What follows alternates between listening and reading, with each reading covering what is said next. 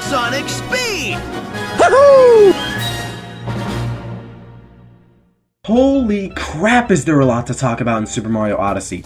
We all thought the game had a bunch of stuff from the first trailer, even more than I initially found, I'll admit.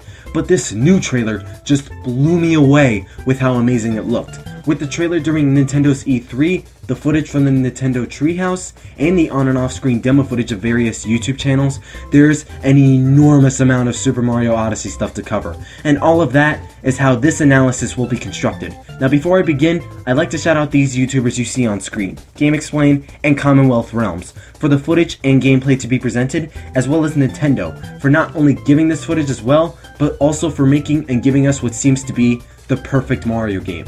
In this analysis, I'm going to be going over the basics, you know, like the main characters and the abilities, followed by some narrative, the main goal, the world, and any extra details I'd like to point out.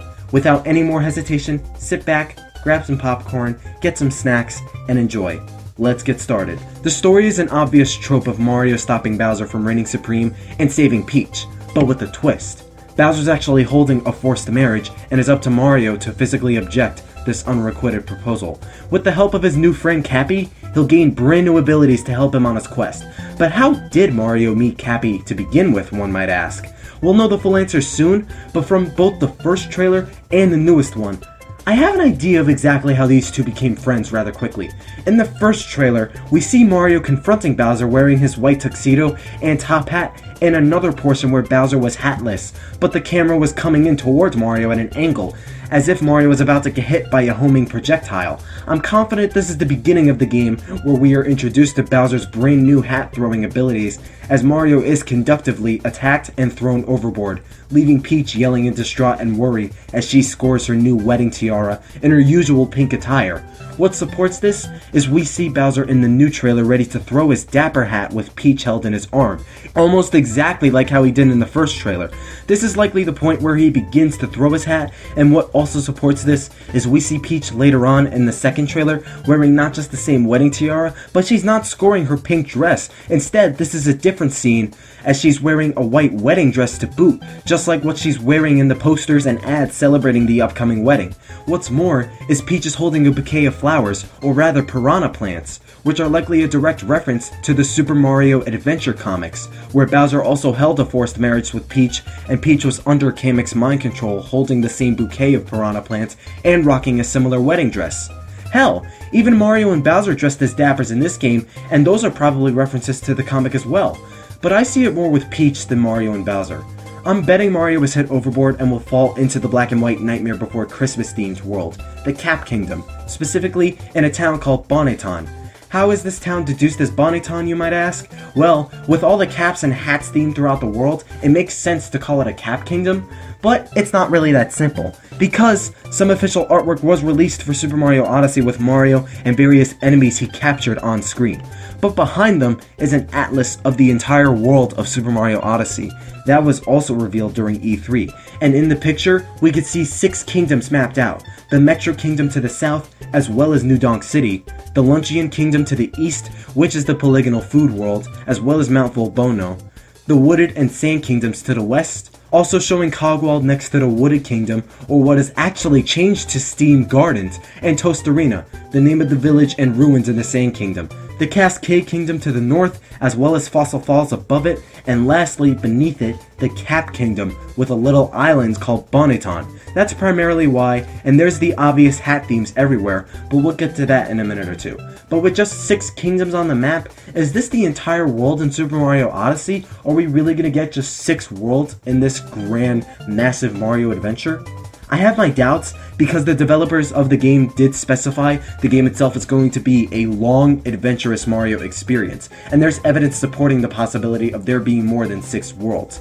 Plus, it seems a little hard to believe we'll just get 6 worlds in Super Mario Odyssey, even if every single world thus far was shown to have much to do in them. But how Mario and Cappy meet exactly might have something to do with Bowser. Later on, when we see Mario talk to the mayor of New Donk City, she thanks him for assisting her and the city from a previous disaster, which is likely the work of Bowser. Maybe it's not too far of a stretch to assume Bowser's already caused some chaos before mopping the floor with Mario. Speaking of mopping the floor, in the first trailer, Bowser holds Peach in his grip and stomps on Mario's hat. I'm more inclined to suspect he'll either slash it or burn it as well, or one of his minions might have torn it themselves even. Why? Because later in the trailer, we see Cappy hold a thread of Mario's hat with the M on it and transform into a brand new hat for Mario to rock around with that looks just like his old one. That's right, my beautiful viewers. Mario's hat is gone almost the whole game. That's why you see him a decent number of times with him not wearing a hat and Cappy next to him, as well as Cappy's ghost-like appearance in his dialogue boxes. Cappy is a brand new friend of Mario, but he's replacing his trademark cap during this adventure, hopefully to fill the void in Mario's heart. I mean, next to his mustache, how else are you supposed to recognize Mario in an instant? That hat was a part of him. He's gotta be upset losing a piece of his identity. Speaking of, that ghost-looking dapper form of Cappy is actually his original form, with his hair resembling a blue wisp. Is he the ghost within Mario's hat? I doubt it, because you'd think he'd at least resemble Mario's hat with the shape and everything. His lower body resembles that of an Eerie, and he's regarded as energetic, but timid. When he holds Mario's hat thread in the trailer, he transforms and replicates himself into that hat with the same shape, form, color, and everything. But it's also at that point we see Mario chuck his hat like Bowser did. And it's at this point as well where he's introduced to the cap throwing ability and the capture ability. Yup. Anything Kirby or Ditto can do, Mario can do better, because with a flick of the wrist and a toss of his cap, Mario can embody and control anything he sees fit, living or non-living being. In the trailer we see this with the frog in the trailer, but can Mario really change into a frog in this game? If so, what can he do? Can he jump higher and or farther and reach places he normally couldn't? I'm not too sure about that. We'll have to wait and see. But throughout the game trailer and the E3 gameplay footage, we could see Mario take over a variety of objects and enemies and gain all sorts of abilities and powers. Mario can take over a Goomba, walk around like one, and stack a tower of Goombas as well. A hammer bro and chuck hammers like he can, or in this case, a frying bro and chuck frying pans. A fire bro where Mario doesn't have to rely on a fire flower to chuck fireballs, and he can just possess one instead. A bullet bill and fly out to unreachable floating objects in places and break objects like stone blocks and cracked walls.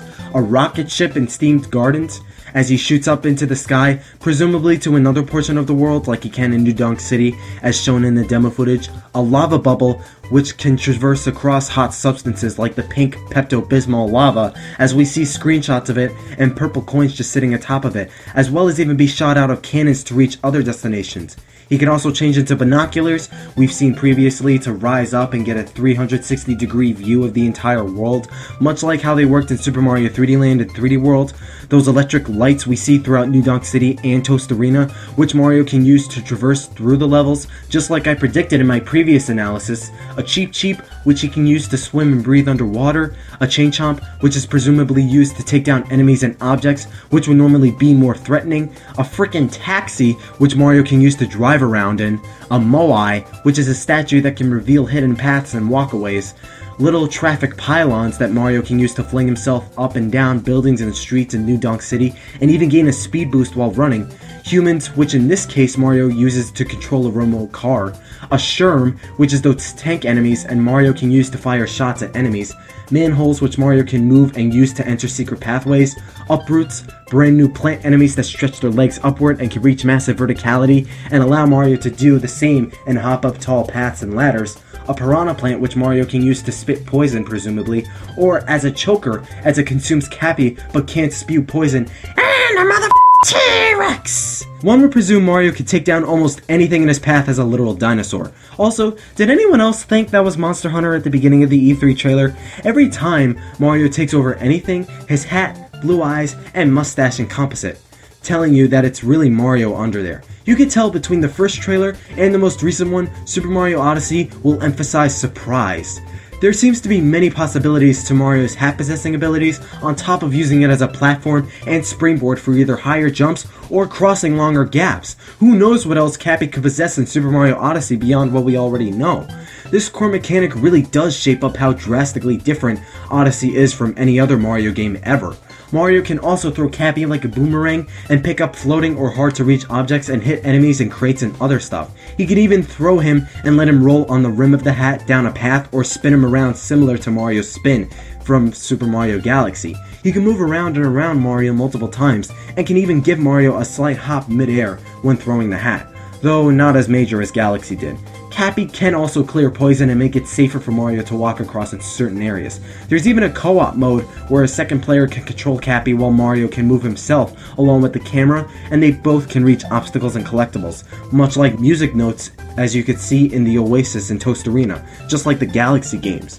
It's very similar to the co-op mode in Super Mario Galaxy 2. Although it's not bad, but most Mario games are for a single player experience. This is a nice addition to have just in case. It's not always an open world 3D playground though. In some instances, there will be a pipe or passage you'll enter, and Mario will pull a link between worlds on us. Jesus Mario, can't you think of something one of your Nintendo pals didn't do? Well, either way, this seems to be put in the most efficient way possible, because whether it be to advance to a different section of the level or for some collectibles, Mario will literally change into a 2D sprite form and walk along walls and platform like his good old Super Mario Bros. Days. Dodging Goombas, bullet bills, and hitting blocks and such like the classics is how he'll climb towers or reach higher ground that's normally harder to nearly impossible to reach, but luckily isn't closed off or completely unreachable in some instances like past games or other video games out there. He'll even keep the same attire that he wore going into the 2D plane. Finding a pipe or exiting through a ceiling of a wall is how he can exit or return back to his 3D glory. There's even a quartet of bunnies that seem to antagonize Mario throughout the adventure. The short, stubby one in the green suit is named Topper, and the female one in the purple dress is Harriet. These bunnies are helping Bowser organize and plan his wedding, as well as they were hired by him. The narrative and subtle detail is very strong with this game. Mario and Cappy will travel in the world in their hat-shaped ship, the Odyssey, as that'll act like Starship Mario in Super Mario Galaxy 2, where you'll go across the world. Of course, you can't run a ship without fuel, so how will Mario collect fuel in this game? Well, in 64 and Galaxy, he collected Power Stars. In Sunshine, he collected Suns. To wrap up the trifecta, Mario will collect Power Moons. I sense a Pokemon Stars joke in there somewhere. And there does seem to be a focus on the moon itself, with how visible it is in New Donk City, the Cap Kingdom, and on New Donk City's flags. Now it makes even more sense. But the thing with each moon is that depending on the world, it has a different color. In the Metro Kingdom it's bronze, in the Sand Kingdom it's green, in the Wooded Kingdom it's blue, and who knows what other colors there are. Red, purple, yellow, pink, black, orange, silver? We'll see. Like before, there's a variety of ways you'll collect moons in Super Mario Odyssey, such as exploring high and low in worlds, doing platforming challenges, running errands, and much more. You could even buy them at Crazy Cap shops. And just like Super Mario 64, not only are multiple moons found within a level, but you can freely find them as you please, in any order you wish. Hell, even in the Crazy Cap shops, it costs 100 coins to buy a moon, just like how it costs 100 coins to get an extra Shine Sprite or Star in Super Mario 64 or Sunshine. There will be a main power moon for you to go after, but there are so many other moons for you to find within each world, you almost forget about it and have fun exploring beforehand. Although, much like Power Stars were in previous games, a tall rainbow pillar of light will be visible from a distance, signifying where your main destination is next. And it's there you'll see Mario and Cappy perform a little dance and celebration animation where they'll celebrate obtaining a moon, much like how Mario obtained a Power Star or Shine Sprite in the past. Also, after certain missions or boss fights, you'll have the chance to earn yourself a Grand Moon as well, which is this game's take on Grand Stars from Galaxy. 3 moons are attached to each other, so one would assume it's the same amount as 3 Power Moons, right? Maybe 5 or 10, but I would suspect it's 3.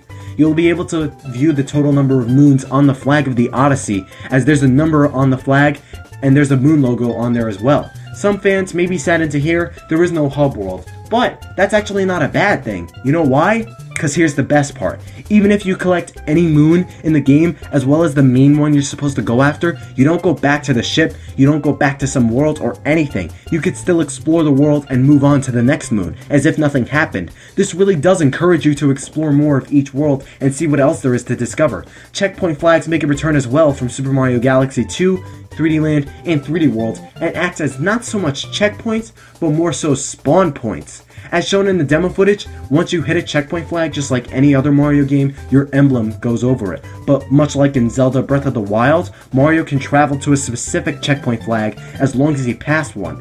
Fast travel is a thing in this game, and boy, doesn't it make traveling more efficient and more convenient?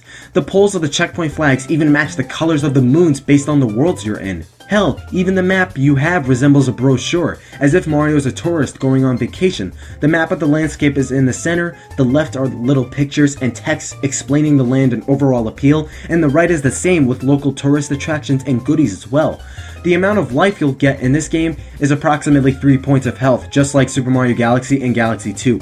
Hell, if you listen to the treehouse, it even has the same buzzer sound when you're on 1 point of health left. I want to say that, what we've been able to show you this time is just, it's a very... You refill your health by collecting hearts, which make their return from Super Mario 64. They refill health gauge and increase it by 6 if Mario collects Life Up hearts, much like Life Up shrooms from the Galaxy series. But here's a game changer. Not only do coins not refill your life counter, but there are no more lives. Coins act as currency in this game, like coins are supposed to do in real life, and every time you die, you lose 10 of them. Between buying items at Crazy Cap shops and obtaining hearts for your health, it seems there may be more of a difficulty curve compared to past Mario games, huh? Because coins are a lot easier to come by than hearts. If hearts heal 1 point of your health, it's going to be a lot more scarce to come in boss battles and other portions of the level. Your health will be restored every time you find a moon though. Not only do normal coins act as currency, but also purple coins. And the weird thing is, they take on a different shape depending on the world. In the Metro Kingdom, they're regular purple coins with the mayor of New Donk City silhouette on them. In the Sand Kingdom, it resembles the inverted pyramid. In the Wooded Kingdom, it resembles a nut. And in the Luncheon Kingdom, it's a polygonal food of some kind, and there's approximately 100 purple coins in each kingdom. You could spend coins and purple coins in the Crazy Cap shops that are located throughout each world. Coins are spent on moons, Life Up hearts, and outfits, while purple coins can be used for other outfits and souvenirs based on the worlds you're in, which are probably decorations for the Odyssey. The kind of outfits you can find and buy vary in which kingdom you're in. For example, in New Donk City, you can buy a black fedora and a suit, and Mario will look like a businessman. In Tostarena, you could buy a poncho and a sombrero, and Mario will fit right in with the Tostarenians. This outfit is also a reference to Kicks, a 1981 classic arcade game, as well as a Game Boy re-release, where Mario wore a poncho and a sombrero with even a guitar in his hand.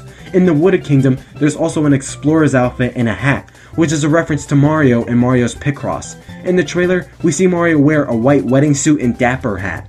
This is only obtainable through the new Super Mario Odyssey amiibo, however, where Mario wears the same clothes in the figure. A chef's toque and uniform is also obtainable, presumably in the Luncheon Kingdom, and is also a direct reference to how Mario looked in Yoshi's Cookie. In the Cascade Kingdom, aka the new dinosaur world, we see Mario wear his American-themed hat and overalls, which just like in Smash 4, are a reference to his outfit in NES Open Tournament Golf.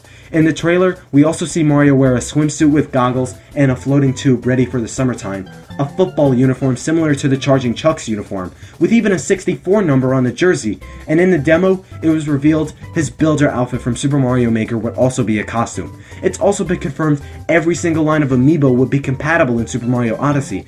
Just how many costumes are there for Mario to wear? Will Mario run around Station Square in a Sonic costume, or wear the Minish cap and Toon Link's clothes?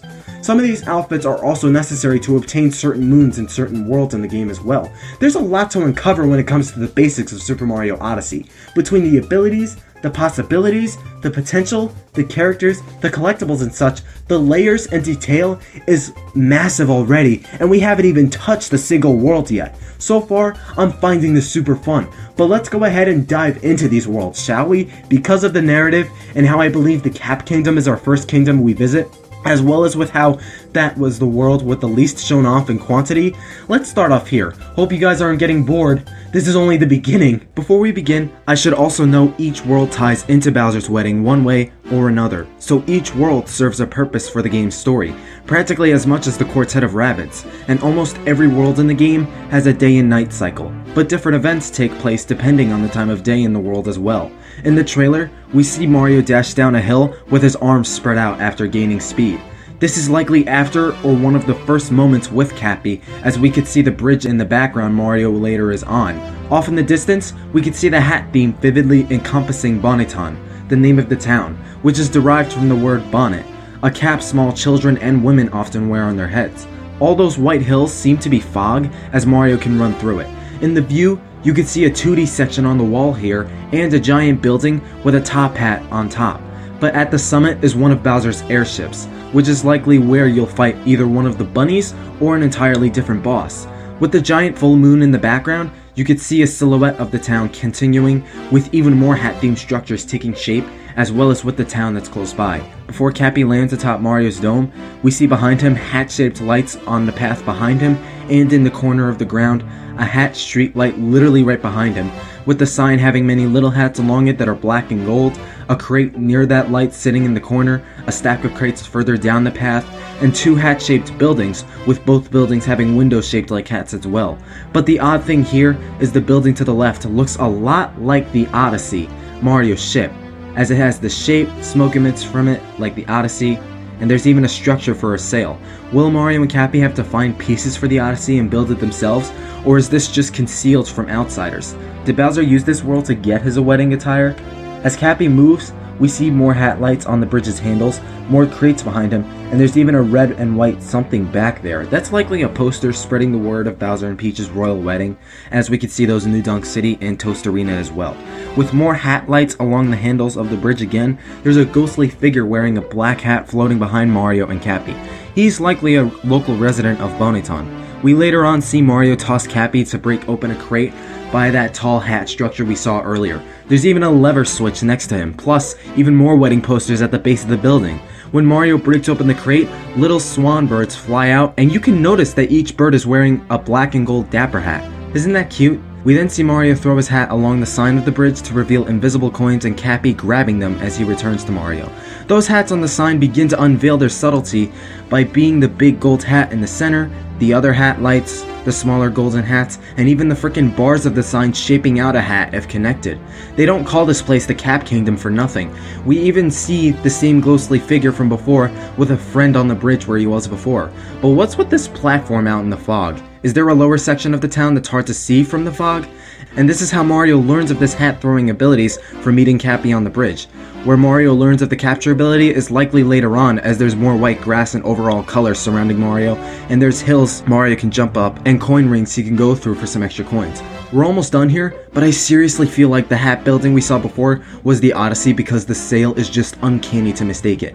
And if we look at the treehouse footage, the interior is similar to the Cap Kingdom. Not only can we see an atlas on the floor of the interior, but the black, white, and yellow color scheme matches, and the hats are literally everywhere. To the coffee table in the center, to the shape of the wardrobe, the knobs on the wardrobe, the shape of the mirror, a little emblem at the base of it, an emblem on the lounge chair to the left, as well as the chairs by the table, the windows of the cabinet doors, on the center of the wall in the back, on the top of the dressers up against the wall, and even the ropes holding the curtains away from the center of the window. Speaking of which, the wardrobe on the right is how Mario changes into the outfits you bought from each world. The hat themes were already apparent outside the Odyssey as well, with the emblem on the cover of the lower front, the door, the light, and the windows and more. Even the exhaust pipes on the back of the Odyssey resemble top hats, and what's more is you can enter them as well and wind up inside the Odyssey, much like how the chimney on Starship Mario led you in the engine room in Super Mario Galaxy 2. And that's all regarding the Cap Kingdom between both Bonneton and the Odyssey. Now let's dive into one of the already highly popular worlds, the Metro Kingdom, aka New Donk City. Stop! Now I must interrupt your regularly scheduled program to discuss past SMT being late on covering recent news on Super Mario Odyssey. You are now listening to SMT of the future. So past SMT started this analysis a couple months ago, but new information sprouted since. And for the sake of a better structure, I'm going to tackle some of that news now before we head straight into New Donk City. Firstly, it'd be best to shout out these other YouTubers and resources for this analysis you see on screen right now rather than bit by bit. And even though I gave the names of the first 4 YouTubers at the beginning, the resources were significantly large and got bigger and bigger as time passed. Go check out their content as well as the first 4 YouTubers shouted out as well. This couldn't have been made without their content. Now then, the UI has also gotten some changes as well. We got a glimpse of the main menu for the game, and you could see outlined circles underneath your coin counter, indicating how many moons are in a world. For instance, there's at least 18 power moons in the Luncheon Kingdom, but I'm inclined to suspect secret power moons exist. Either that, or they took some circles out to not fully give away how many moons are in that kingdom. There's even a compass on screen giving you your direction, and upon approaching a power moon, that can also show up as well. Regarding the moons, it's been confirmed there are purple moons, cyan moons, and yellow moons in the Seaside, Luncheon, and Cascade Kingdoms respectively. But wait, Seaside Kingdom? What do you mean? For those of you who are unaware, after GAMSCOM, it was confirmed for there to be a Seaside Kingdom. That could be that little snippet of underwater gameplay we saw, although some have argued it's actually the Lake Kingdom, but we'll get to that much later. What's more is the Super Mario Odyssey amiibo were revealed in their packaging, and can we take a moment to appreciate these figures and their beautiful renders? Okay, but the main draw is that the packaging reveals 3 more kingdoms: the Mushroom Kingdom, the Snow Kingdom, and the Lake Kingdom, which makes sense because even back during E3, that little island up there looked a lot like an upside down mushroom, but that just makes me feel stupid for not seeing it sooner. The Snow Kingdom's borders also resemble snowflakes, which makes sense as well. Even Bonnieton is on a hat-shaped island.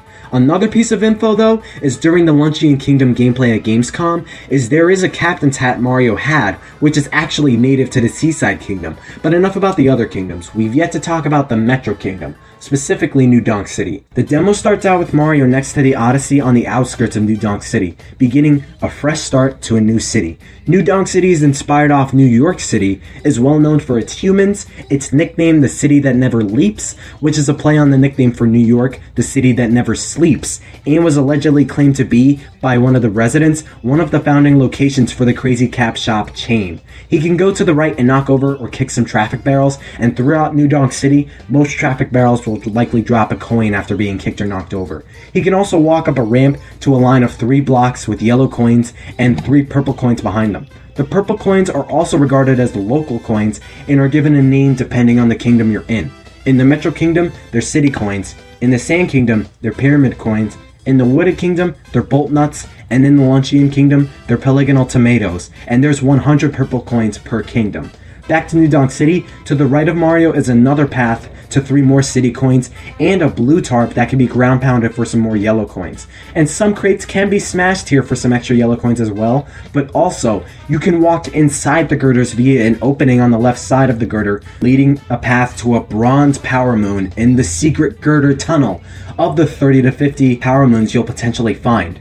Oh, I forgot to mention, it was confirmed each world would inhibit 30 to 50 power moons for you to find, but that begs the question, just how many power moons will be in Super Mario Odyssey? 10 worlds confirmed so far, we're already looking past the 120 mark like the total number of stars and shines used to be, probably even the 242 mark of the Galaxy games. But back to New Donk, after backing out of the girder, the end of the path has a blue tarp that can be ground pounded for some extra coins, but you could see a skyscraper that seems traversable in the distance northeast. There doesn't seem to be any power lines Mario can use to reach it though, unless it's too far away to render, or if there's a pipe you can use. How do you get there? Too far to render might be the case because we see some citizens in New Donk City render from 2D models to 3D models upon approach, or even disappear totally. We even see later on a fire escape have trouble rendering as Mario's barely out of range for it to properly load. So it's possible. There is another possibility I have in mind though, which I'll discuss later on. Mario then zips down the power line onto Crinky Avenue near Squawks Park, a checkpoint flag on the main street, and a pair of binoculars. Near the building on the left are some city coins, but Mario decides to hop on the scooter, ride around just like in the trailer, and get a general view of New Donk City. Let's get familiar with our surroundings. Mario turns off Crinky Avenue to Dixie Street, passing advertisements, the Crazy Cap Shop, and a man controlling remote captured car, and a little obstacle course with a power moon and a little cage.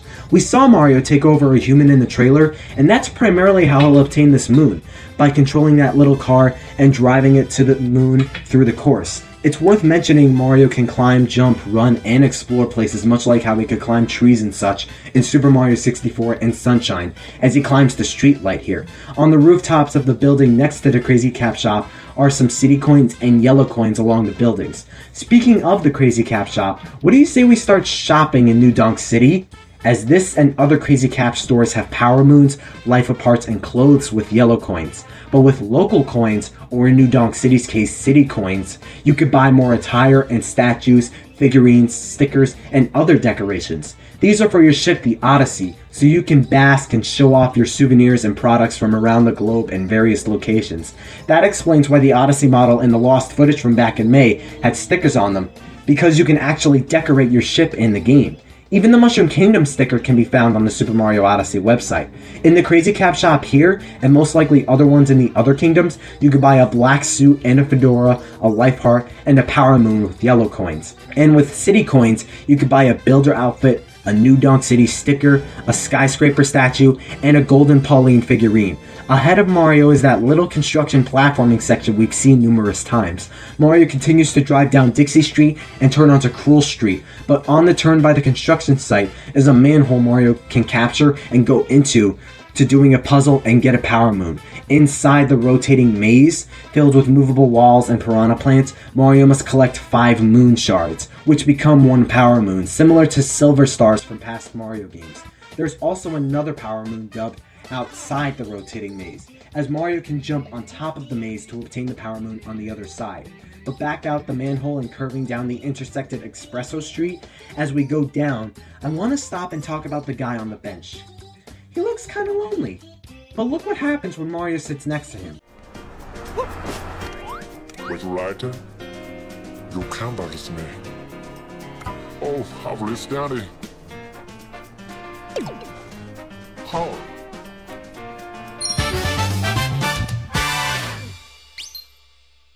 Shocked, right? Similar to Breath of the Wild's secrets and collectibles, power moons and other goodies just might be in plain sight in Super Mario Odyssey. In this case, Mario makes bench friends just by talking to a local resident. Back to Mario driving the scooter, Mario can drive left in front of the other end of the platforming girder section with an apartment to the right that seems to be open for Mario to explore. There's a sign with a toasterine in with 3 moons on it. When you walk inside, it's actually a game called Slots, in this case, the Metro Kingdom Slots, where you have to line up 3 moons in order to win a power moon. The game is hosted by a toasterine and costs 10 yellow coins to play. But what would happen if you lined up 4 moons? Back outside, there are 3 purple coins in a small alley between the buildings. Mario goes back down Cruel Street onto Ramby Street, where to the left is a checkpoint flag signaling the outdoor cafe and some indication of an underground power plant as a new donker. Local residents of New Donk City suggest it's unreachable at the moment. A certain event must take place if we want to access it, assuming it's under the manhole blocked by the taxi. We then turn around to see a pillar of light signifying our specified location, which is the New Donk City Hall Plaza, where a checkpoint flag can be seen there as well. As Mario goes down Ramby Street, he then reaches a brand new street, Ratley Street, which is another Donkey Kong Country reference to Ratley the Rattlesnake from Donkey Kong Country 2, Diddy Kong's Quest. Driving into an alley, Mario goes behind the New Donk City Hall, only to see someone familiar catch viewers' eyes on some girders, and believe it or not, it's Captain Toad, hailing from Super Mario Galaxy, Super Mario 3D World, and Captain Toad Treasure Tracker. How you doing, Captain Toad? He says he's taking some me time away from his expedition and is traveling the world like Mario is right now. He even stumbles upon a power moon inside a girder and hands one to you upon conversing with him. Continuing on the scooter, Mario knocks down boxes and such to obtain coins and move on, with stacks of them all the way at the end of the path. Speaking of, coins can pop out of dumpsters and alleys if Mario hits them as well. Back on the main street, Mario can turn left at this section to find an open door, likely leading to a mini-level where a power moon can be found. What kind of mini-level it is, thanks to the Nintendo Treehouse during E3, is called Bullet Building. Upon bullet bills and the word building, and it's basically a platforming section where you climb poles and dodge bullet bills wearing visors as they try to knock you off while you make your way to the power moon. Along the level, of course, are some yellow coins and a few city coins as well. As Mario gets off the scooter back outside, another door is open to an apartment, or in this case, another level thanks to the Super Mario Wiki, which is taking notes in the private room, which I couldn't find footage for. You'll know what taking notes is when we get to the Sand Kingdom. Mario then rolls into Squawk's Park, obtaining some city coins while some women are playing jump rope. Some seeds are seen on the ground, and a small crowd of new donkers are enjoying a man's guitar playing skills as he scores a red tuxedo. Mario tries to jump rope and fails, but Mario becomes a jump rope hero and gains a power moon by jumping 30 consecutive times. A man nearby mentions how 100 jumps would be a dream, and just like this game, it's a dream come true as Mario can gain another power moon by jumping 100 times, becoming a jump rope genius. Mario picks up the seed and bounces on a pot, which is where you'll plant those seeds. As to what they do, they'll probably create a ladder or platform of some kind to reach places that normally be hard or perhaps impossible, probably to a power moon. You could even see a power moon design on the pots themselves, so it's either going to cause a power moon to grow or just give you another pathway to some place. What if they're like the magic seeds from The Legend of Zelda Ocarina of Time and carry you to some location depending on where the seed is planted? Maybe it could carry you to that skyscraper we saw at the beginning of New Donk City. Mario then captures the power line to zip up the building next to Squawk's Park to the rooftop next to some electrical cooling system, a water tower, and 2 other buildings next door with the same thing. Some girders, and another power line to zip up. More of the same things are up on the higher building as Mario climbs, but some purple coins are floating in midair for Mario to grab as a steel girder is just placed over a dangerous pitfall. But in a later level, we see the player let Mario jump down into a pitfall with purple coins over it, leading to a brand new area. Could the same result happen here as well? We can also see a power moon hover beneath the girder in between a girder sandwich. As the camera turns left, we see some coins and a ground pound switch, which will open up a path temporarily for Mario to walk across the rooftops. There's also a man in a red tuxedo on the other building. Why is he up there? As Mario walks across the path, below we could see some yellow coins and city coins along fire escapes and rooftops. Mario then proceeds to long jump back down to the construction site on Espresso Street and climbs some apartments and snags some more city coins. He then long jumps to a fire escape across the street where another pot is seen up on the rooftop of the building next door. Might as well hit a pedestrian sign and get a coin while you're at it. Traveling up the building to the right of the plaza, if Mario actually took a scooter up there, he could gain a power moon by simply parking it next to a parking meter and a new donker. Free parking nets you the power moon, like I said. And there's also a wall jump section behind the building next to you so you can grab some yellow coins and city coins. Kicking some construction stands, grabbing coins, and checkpointing the helipad, Mario can cross a few girders here to grab another power moon swaying in the breeze, and even some girders lined up vertically behind the tower for wall jumping, presumably for city coins, but Mario proceeds to climb up the New Donk City Hall. Before we go up with him, I could see another path to the left of Mario before he ascends, which is likely the New Donk City Hall interior, where Mario will climb the inside of the New Donk City Hall to a higher level of the tower without climbing outside, while dodging unstable platforms, micro Goombas, and urban sting bees in their maggot forms. You'll have to take elevators and platforms and hit blocks and wedding posters to survive, as well as collect coins, yellow and local. But what some don't know is the City Hall Lost and Found is up on a higher section of the tower by wall jumping from a pole to another pole above it. Back outside at a slightly higher level are some city coins and a checkpoint flag, mapping out the New Donk City Hall rooftop as seen later on. Mario continues to climb up dizzying heights, but you could see a pool on the rooftop of the building by the outdoor cafe with a power moon hovering above it. Jumping on the umbrella on the rooftop is how Mario can obtain it. There's even a scaffolding with a stack of coins behind it too if you jump over, and when he reaches the top, a power moon glittering above the pool is sitting up there to be snatched. And then you're left with an awe-inspiring view of the entire Metro Kingdom as if you were on top of the Empire State Building, which you technically are.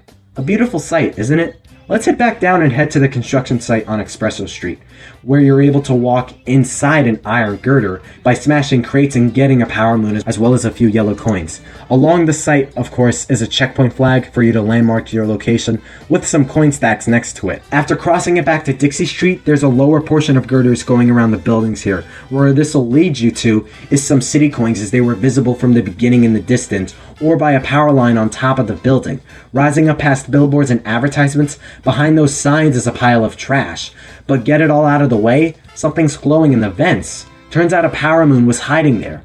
Who piled garbage on this? To the right is the apartment we saw with the city coins, but on the roof, Mario was seen backflipping with another pot up on that roof. Back to the roof of the Power Moon we just got, there are some more rooftops to the left where more coins can be grabbed in Nintendo's developer footage. Mario then notices some traffic pylons across the rooftops and flings himself across, grabbing local coins as he makes his way to a rooftop garden with a checkpoint flag and even a football. Along the way is an electric wire Mario can travel through to the next skyscraper, to view not just city coins along the side of a skyscraper across the street from where Mario's going, but also city coins beneath his destination, as well as that pot by a little water tower we saw earlier. I wonder exactly what happens when all 3 pots have seeds placed in them. Mario reaches another building with crates and traffic pylons encouraging him to travel upward. When he reaches the top, northwest of the whole city, there's a lone rooftop with a pipe in the distance, and only through using the traffic pylon on top can Mario reach that area to snag over 130 local coins and a few city coins. But what about the other side?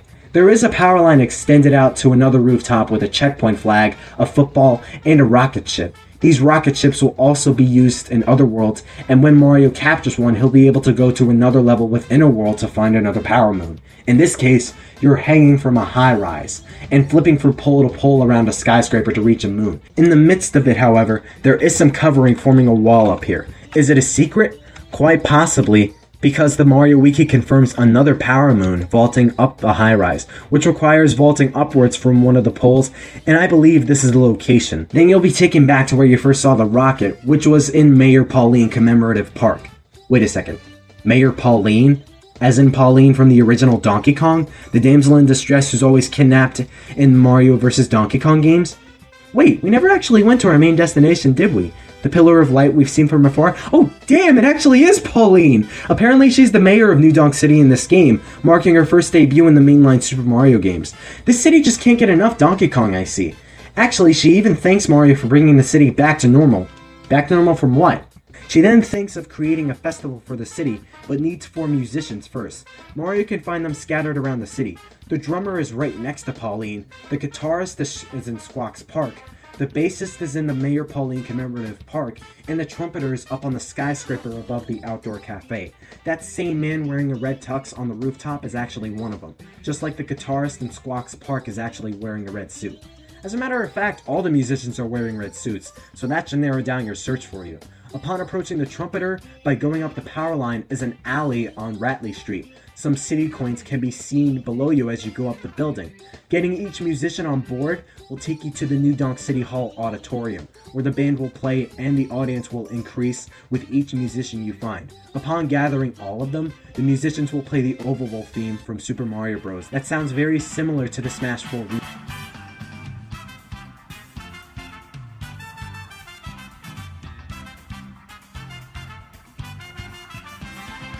Pauline thanks you for finding them, but clarifies that the underground power station isn't working, and the festival cannot be held without power. Even though it's troublesome for Mario and Pauline, at least the New Donkers are enjoying the band. Despite these troubles, it seems the New Donk City Festival is still spreading around the city as posters, billboards, and ads can be seen all over. You've likely seen them as you were watching along with advertisements for Mouthful Bono, landmark of the Luncheon Kingdom. The name might be hard to see, but the color scheme matches the pink and blue one of the polygonal food world perfectly. This game really does try to connect it to worlds in various ways, huh?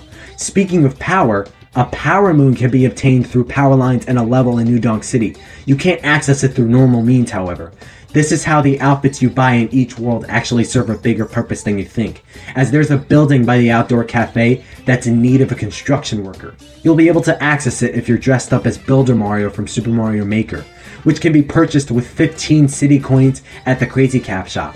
Once you enter, you start rewiring the neighborhood, and by that, the game means you'll be collecting moon shards by going through various power lines and dodging fuzzies along the way, while as usual finding more city and yellow coins. We're also introduced to a brand new hedgehog-like enemies that come in various colors that seem to be only defeated by using Cappy, as they're obviously spiky. Even though they can be defeated, they seem to spread out of the ground and respawn. A treasure chest can be accessed by using Cappy, similar to Koopa shells from the Super Mario Galaxy games to open chests.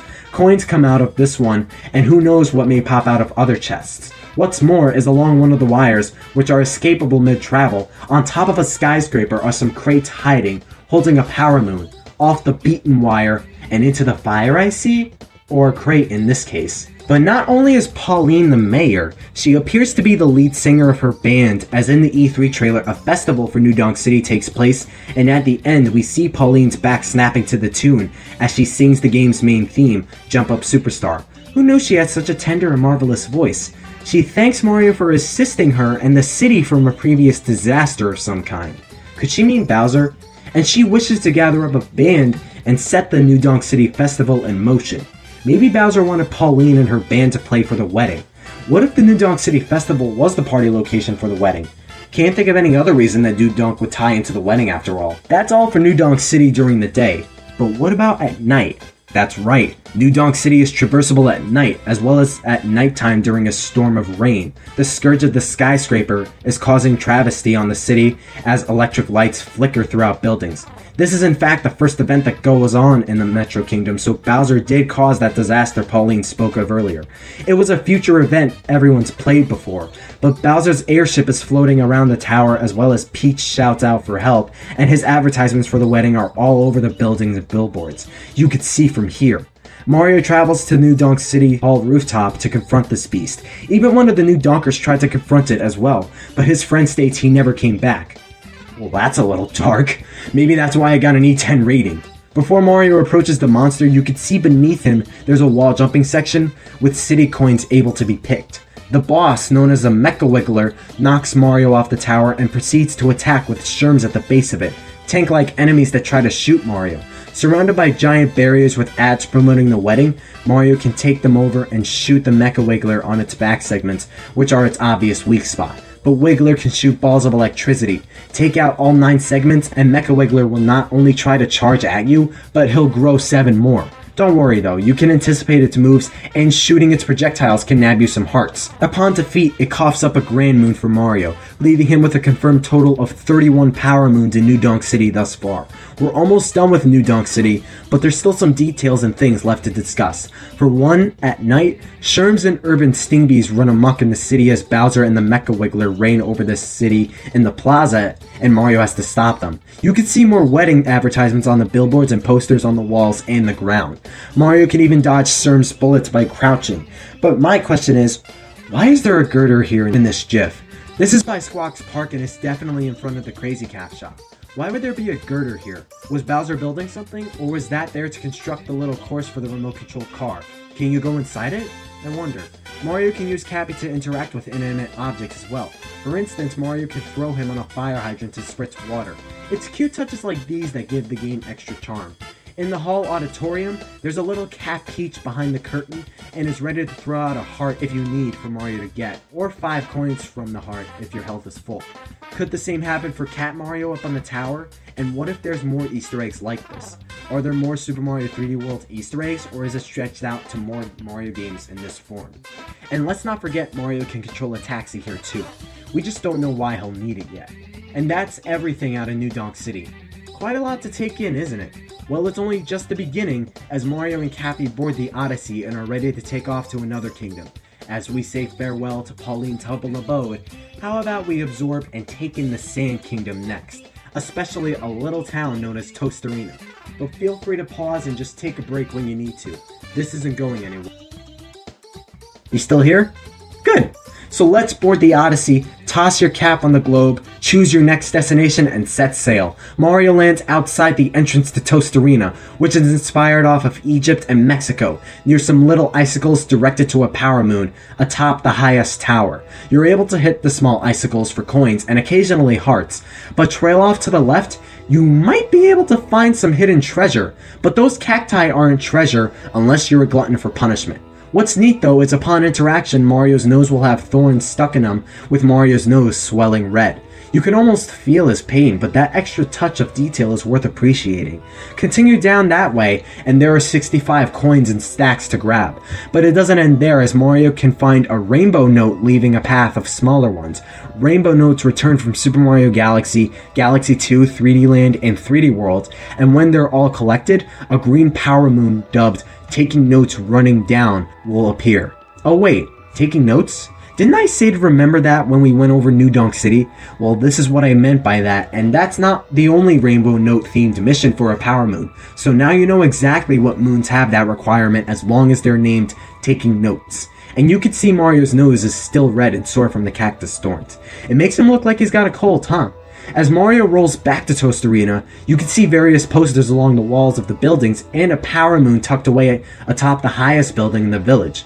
There's a little flower next to the building Mario approaches and can jump up for a boost as he slowly descends, much like how he could jump off Fly Guys or Spin Drifts from Super Mario 64. In the E3 trailer, there's another one on the other side of the village, but here Mario has his poncho and sombrero on.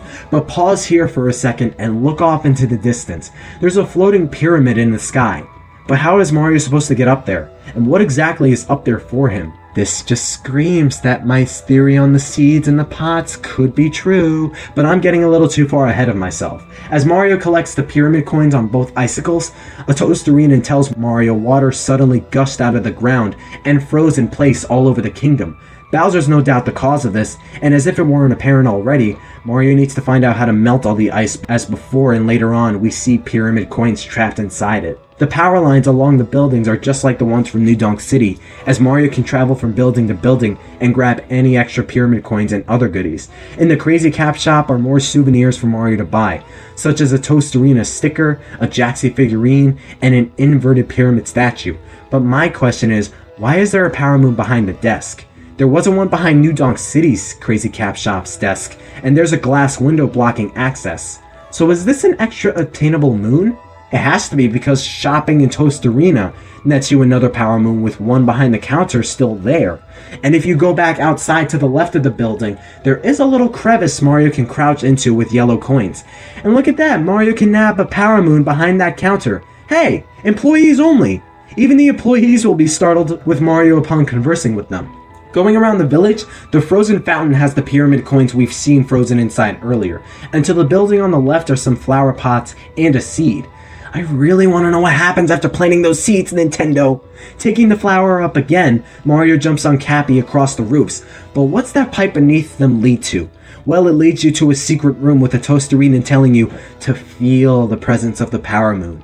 I have a feeling HD Rumble might be involved, or you might just feel a regular rumble to find the Power Moon, which is in the upper left corner of the room. Upon ground pounding that spot, can you feel it? Taking the pipe back out, Mario and Cappy continue and reaches the moon on the building, overlooking the desert town. Along the edge of the rooftop are some pyramid coins behind the Power Moon we just got, as well as brick and crates next to a Toasterina on the ground. He tells Mario the couple went to the ruins and never came back. Uh-oh. But what's even scarier is the Toasterina frozen in ice right next to him. Not to mention the one we saw in the previous analysis back in front of the Crazy Cap shop. Now that's cold, bruh. In the back of the building is a locked door guarded by a Toasterina, who says access is only granted when you're wearing the proper outfit. He asks maybe the locals could inspire Mario, and sure enough, it does as he's able to walk inside with wearing a poncho and a sombrero. Upon entering, there's 5 Toasterinas, and standing up on stage in the circle brings Mario to dance along with them as he plays a guitar. Aw, even he can't get enough of the spirit of the kingdom. A Power Moon is granted by dancing with new friends, when it's over. Cappy even spots Bowser's footprints going into the ruins, but slow down Mario, there's still more goodies in the village. The name of the village is really Toasterina Town, as Mario hits the checkpoint flag in the center of it. In the pink building to the right of the fountain is a door leading to another slots game like in New Donk City, and just like there, you have to line up 3 moons to earn the Sand Kingdom slots Power Moon. This most likely confirms there's going to be slots for every kingdom in the game. But the big question is, why is there 3 slots here and in New Donk City there was 4? Maybe we'll find out some other time. There's also a rocket on the right building in the back of the town, unfortunately frozen, which likely leads to a Power Moon. By the way, I mentioned in the previous analysis the palm trees out east of the town could lead to an oasis, and thankfully my intuition is spot on as Mario approaches one upon following a glowing bird. Too high for Mario to reach, he slides along the frozen oasis and palm trees and grass feeding life to this spot. I have to agree with Cappy, this place is pretty. The bird descends low enough for Mario to hit it, giving him a Power Moon. Bird traveling the desert, which means you don't have to go to the oasis to get the bird, because the bird does fly around the kingdom, and you can hit it as long as you're able to reach it. Moving on, there are pyramid coins trapped in the frozen water here as well, and even a fishing Lakitu is encased in ice. Poor guy probably wanted to get those coins or maybe some fish. Climbing up the palm tree northeast of the entrance, Mario finds another rainbow note with 6 smaller ones spread out on 2 palm trees. You can use Cappy to get them all in time, but I personally like to long jump the old-fashioned way to obtain them. And what do you get when you get all the notes? You guessed it, a power moon. By taking notes, jump on the palm.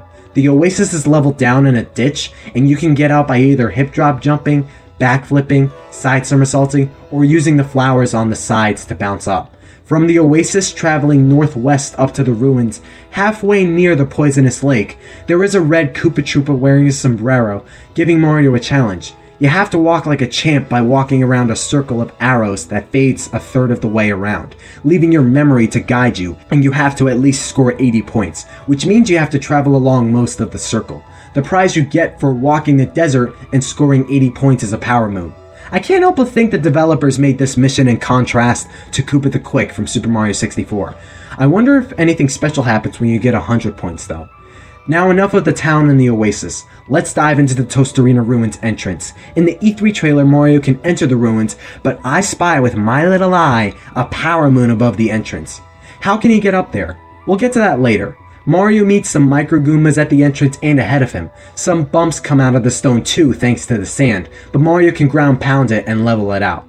There are 3 blocks ahead, all with coins, and the center block with multiple coins, and if you take out the cactus to the left with either a bullet bill or Cappy, not only will it give it a coin, but there is a small path leading to 3 pyramid coins. Moving on to the main path, a bullet bill can hit Mario unless he jumps or captures it, and ahead are some coins, coin rings only used by bullet bills, and a heart above a sand geyser. When capturing a bullet bill, you're able to accelerate and go farther than normal. Reaching the other side, bullet bills are able to break those cacti and stone blocks, but there's a glowing one near the corner. Bust that down and inside a block is a hard place, or in this case, a power moon. You can also use that bullet bill to go out on the leaning stone pillar, with a power moon on it. Careful it doesn't hit you or Mario will lose a point of health and will be covered in smoke and dust. But down on the side of the pyramid is a crevice where you'll find another seed to plant in that pot back at the town. Not sure where the 3rd seed is though. Moving along to a flower with coins above it is the Tostarena Ruins sand pillar and some coins ringed around an icicle near the flag. Sand geysers erupt and encourage Mario to jump across with more coin rings and some cacti and a bump on the ground. In the pipe, Mario is first seen traveling into the 2D realm as 8-bit classic Mario, hitting blocks, dodging bullet bills, and maybe even getting some pyramid coins near the end. And Mario can jump out of the 2D plane back into 3D by hitting the blocks near the end and jumping out, or by going back and entering the pipe. Some more crates are up there. A pair of binoculars is in the one in the back, and one of them is shining. If it's shining, then it's most likely a power moon. From a crate in the ruins, the power moon flies on top of a bump across from Mario to the left behind the entrance. But look off towards the entrance, there's the power moon we saw earlier, which can only be accessed by that same bullet bill. On top of the gate is the name of that power moon. If you drop down to the left of the power moon we just got, near the bullet bill and bill blaster, there's a lever switch pulling down a gate, giving you a shortcut in case you want to go back to the town. But you might want to drop down underneath the platforms near the bullet bill and bill blaster. Why? There's an alcove in the ruins with a power moon inside. Really easy to miss if you just move on ahead. But if you head north of the Tostarena Ruins sand pillar, there's actually more quicksand and a sinkhole emitting cool mist. Mario can fall down here and travel a path towards a moon. While falling, you can see the power moon is up on the highest path, and as a matter of fact, the background is very much like that one area from the first trailer where Mario walked down a corridor with giant icicles in the background. To the right of the highest path are coin stacks. As you fall down, you'll notice this is actually the ice cave. It's gotta be significantly colder down here than on the surface. You have to walk along an ice path and be careful not to fall. Pyramid coins are along the first road you take, intersecting with the road you're supposed to turn on, and on the main path are rising and falling pillars you have to run past. At the end is a flower you jump up, and some blocks can be hit for more coins as well as more coin rings. Another flower will elevate you to a high path, and Cappy can nab 2 pyramid coins to grab. To get up on the high path, you'll have to wall jump between the columns rising up and time your jumps. Turn around to see those stacked coins, and to reach that stack, You'll have to use Cappy or Long Jump as you'll net 125 coins. But you'll have to take the high road again if you want that Power Moon. Once you wall jump up there, the Ice Cave treasure is within your hands. Taking the pipe out of there leads you to the Jaxie Ruins. A Jaxie is that stone jaguar-like creature Mario was riding around on the first trailer. You see various stone carvings of it around the Tostarena Ruins, and it appears at stops like these, which are in the town, near the Oasis, one north of the ruins by a long pillar, near the ruins northwest of the kingdom, and more that'll go without saying. At these ruins are 2 treasure chests and a checkpoint flag. They open by hitting them with Cappy, and the chest on the right gives 50 coins, while the left gives a Power Moon, the treasure of Jaxie Ruins. Upon talking to the Jaxie for a ride, another Power Moon comes into view atop a pillar near the inverted pyramid. It costs 30 coins to ride Jaxies, but riding them will give Mario immense speed and an easier time to travel around the kingdom. Jaxie can hit cacti and even walk across poison, so we can get those 4 pyramid coins sitting in the lake and extra couple coins on the third island. But there's a secret entrance at the base of the Jaxie Ruins in the lake that can only be accessed by a Jaxie. You'll be taken to a level that is needed for Jaxie because the entire path is poisonous. Coin rings will be found along the way as well as pyramid coins depending on your path. But along the way, there's a path to the left that reveals another rainbow note. And you guessed it, is needed to obtain another Power Moon by getting the smaller notes. Although you'll have to be quick and steady as some have trouble steering and driving Jaxies. Instead of taking notes, it's Jaxie stunt driving.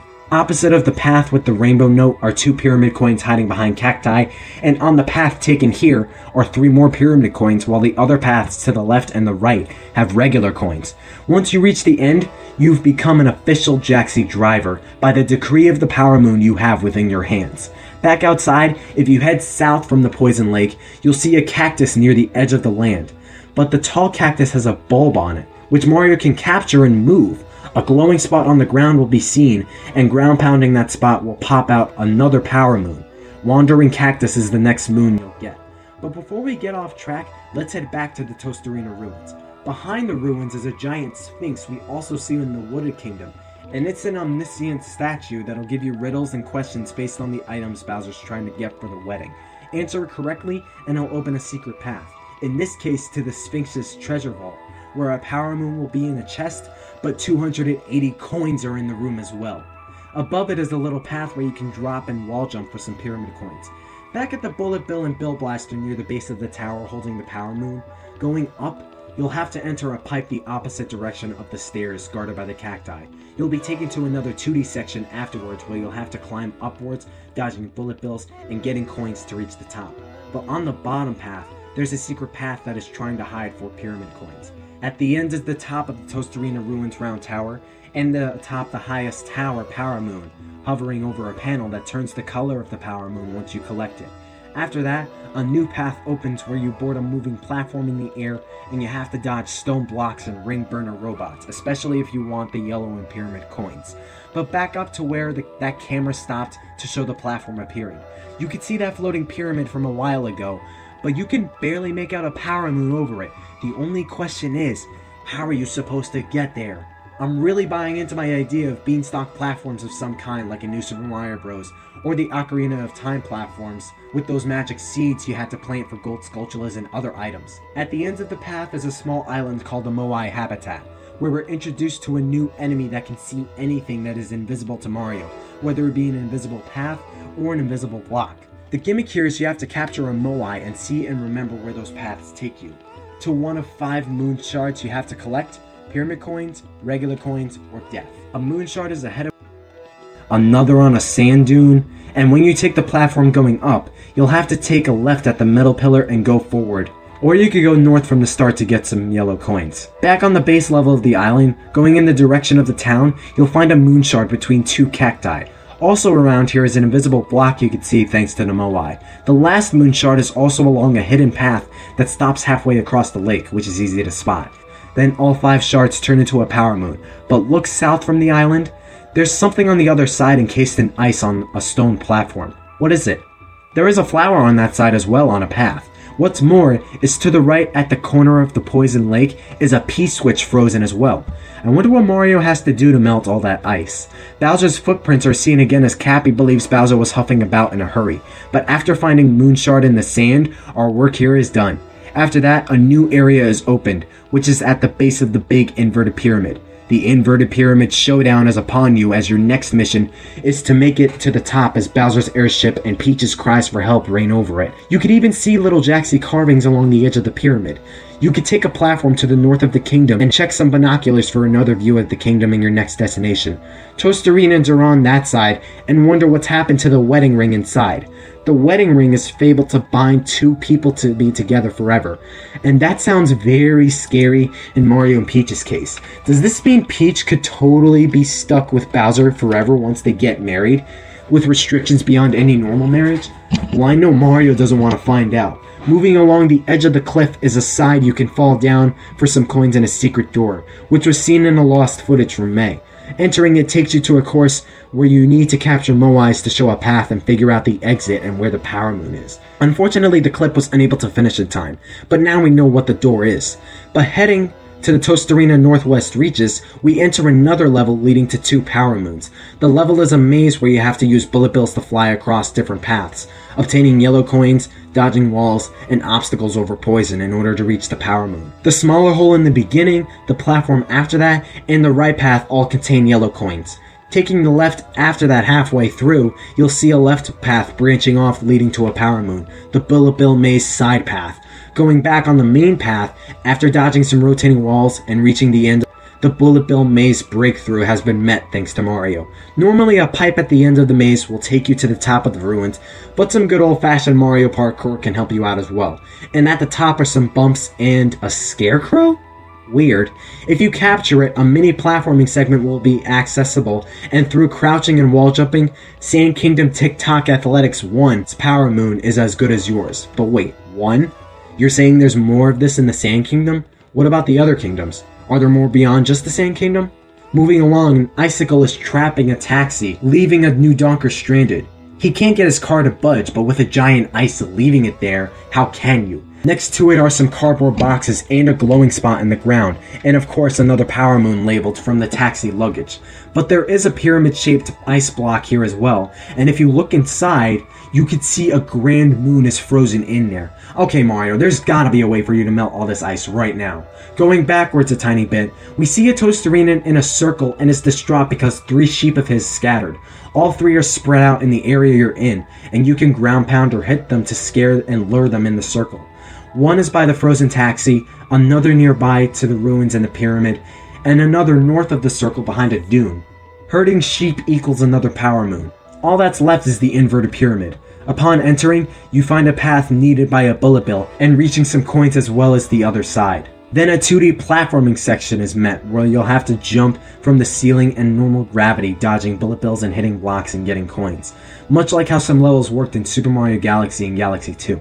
Reaching a pipe at the end continues the 2D section, but brings it outside on the side of the pyramid. Traveling upside down and jumping on Goombas, you'll have to grab coins and not get hit. But quickly, I dare say I really love that idea of having 8-bit 2D sections because it actually fits, like what some 2D levels in the Galaxy games tried to do. You'll want to take that pipe at the end, but don't, because there's a secret path ahead where you can grab 40 extra coins and a power moon. Looks like the secret of the inverted mural was found. Going back inside, the 2D section ends, but Mario has to use that bullet bill to break down some stone blocks and traverse over a gap to reach some flowers, leading to the top of the pyramid along with some coins. Some cacti are at the top as well for some coins before heading back outside. At the very top is a heart, which could turn into 5 coins if your health is full, leading to the big boss fight with Harriet, one of the Brutals, Bowser's wedding planners, as they mock Mario for being too late on finding the wedding ring. Harriet jumps down and challenges Mario to fight. Wearing a metal cap, she uses her ponytail as a spiky wrecking ball to attack Mario, but Cappy can knock it back and knock her cap off so Mario can jump on her, and each time she gets attacked, 10 coins pop out. After attacking her, her hat turns into a flying saucer, dropping lava bombs and hot doom for Mario if he's reckless. After defeating her, she drops a grand moon, declaring the winner of the Inverted Pyramid Showdown to be Mario. We're almost done here, but there's still more things I'd like to point out. For one thing, this kingdom has a night cycle as well, which most likely triggers after the Pyramid Showdown, because we see later at nighttime the pyramid rising up as a beam of light that shows our main destination is shown in the first trailer and in the treehouse at the base of the pyramid. Also at night, chinchos come out of the ground. They're little zombified Toasterinans that can hurt Mario like any other enemy. Also in the E3 trailer, we see Mario facing off against an Olmec-like head underground. But its head looks a lot like that ice block we saw earlier with the Grand Moon in it. And since it's a boss where you have to capture its hands and use it on his head, it's likely the same Grand Moon. The boss seems to have inspiration from iRock, the boss with the giant hands and eyes in the palms from Super Mario 64. And in the trailer, when Mario comes from the pyramid to the tallest tower, he travels through power lines. Power lines probably spread out along the level after defeating bosses and completing certain events. Also, there's another power moon back down in the ruins, as you can see before the camera changes from Mario traveling through the power line. It seems to be back by the Toasterina ruined sand pillar where the geysers are. Of the 36 power moons we saw, and the presumed 4 we've yet to see, there are a total of 40 power moons in the Sand Kingdom so far, and there was a lot of stuff to take in. Don't forget, you're always welcome to take a break and come back later if you're tired. But if you stuck out this long, you're the real MVP, just like Mario. In the meat of this analysis, New Donk and Toasterina are so far done with. So what do you say we head on over to the next kingdom shown off, the Wooded Kingdom? Still comfy? Good. Then let's be one with nature. Our next stop, the Wooded Kingdom, specifically Steam Gardens. We start out where we started in the last trailer, but this time the area is lusher and filled with sunshine compared to the trailer from January. We see the watering plants from before, the same 2 coins in each tree, and the Crazy Cap shop nearby, as well as various bushes in the area, some of which release regular coins and maybe even a stack. The steam gardeners, which are the robotic teapots that water the plants in the kingdom, are spinning out of control due to anxiety of recent events, and how Bowser has stolen precious flowers from their kingdom. As a matter of fact, those flowers are needed for the wedding. Approaching the shop, you'll find 2 bolt nuts in the tree like in the first analysis. You'll also find some cardboard boxes and a little radio where Mario can dance next to like in New Donk City. You could purchase a blue power moon with the yellow coins you have. With the bolt nuts, you'll find an explorer's outfit and hat, a steam garden sticker, a pot of flowers, and a steam gardener figurine. The path you're on ends to another sphinx up ahead. There's a tree next to the Odyssey and some rocks around the whole area, but behind this tree is a special rock you can hit. Normally they give you coins, but this one is glowing, and it goes without saying, it probably has a power moon in it. Nearby, there's also a rabbit which make the triumphant return from Super Mario 64 and 3D World, and just like in the original Super Mario 64, this rabbit wearing a cute little top hat will give you a power moon when caught. Looks like he was caught hopping in the forest. Mario rolls to the other side of the road behind some trees, and you can already spot some coin rings, which will probably be reachable by an enemy later on. Approaching the base of that tree, you'll see a little hole with bolt nuts inside, and to the right of Mario is a glowing spot on the ground, where Mario will most likely ground pound for another power moon. Heading back on the main path, the big tree northwest of the Odyssey has 3 bolt nuts behind it.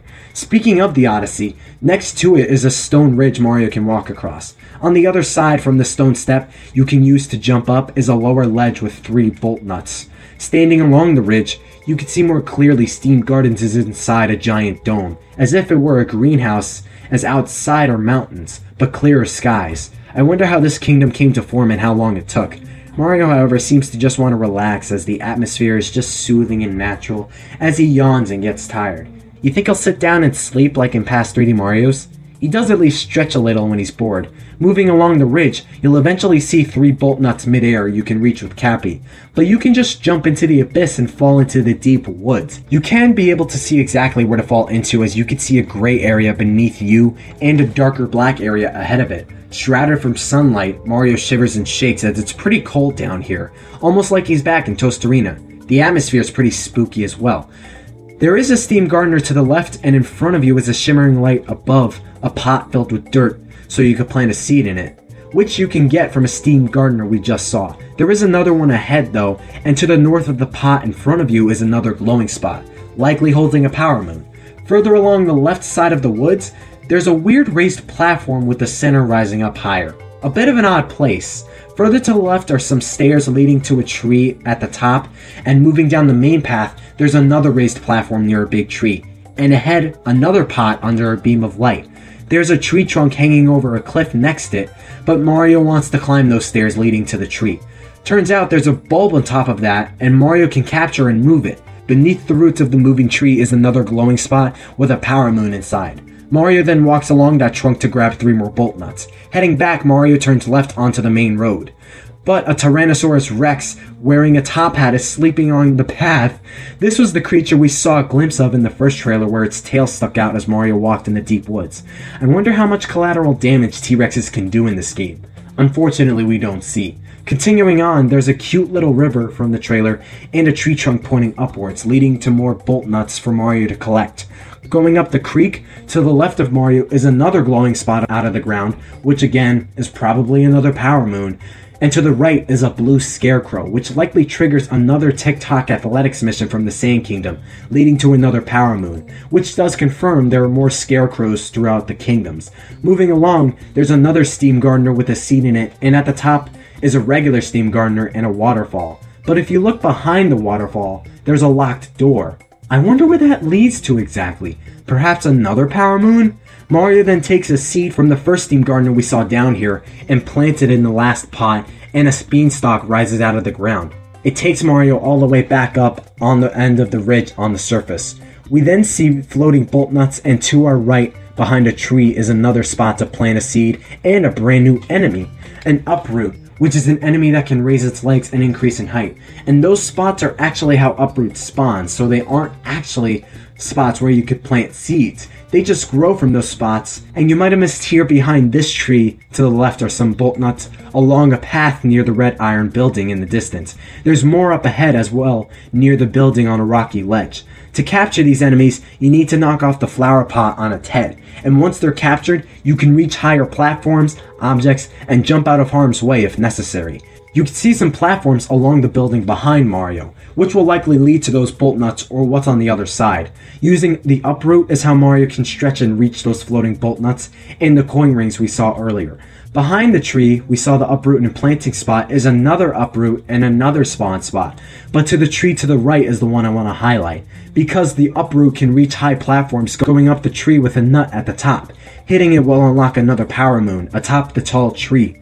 Towards the iron building is another river, and inside is a fire bro chucking fireballs. But as Mario can knock it with Cappy, his hat falls off in the process, and it turns out Hammer and Fire Bros have hair as shown here, and in Luncheon Kingdom gameplay.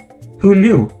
Hunched back and always hopping like Hammer Bros do, Mario can chuck fireballs as if he had a fire flower. There's a little campfire he could make here, and there's a switch Mario can pull. It opens a gate taking you to another part of the kingdom on a ledge, where below is some more red iron structures and buildings making a path with blocks, coins, rocks, piranha plants, binoculars, a river, poisonous blotches, and a checkpoint flag below. Ahead is a tower with Bowser's airship hovering over it, which is definitely where you'll fight the Blue Brutal that can spew poison from the first trailer. You'll most likely get a Grand Moon from fighting him as well, as Harriet gave you one upon her defeat.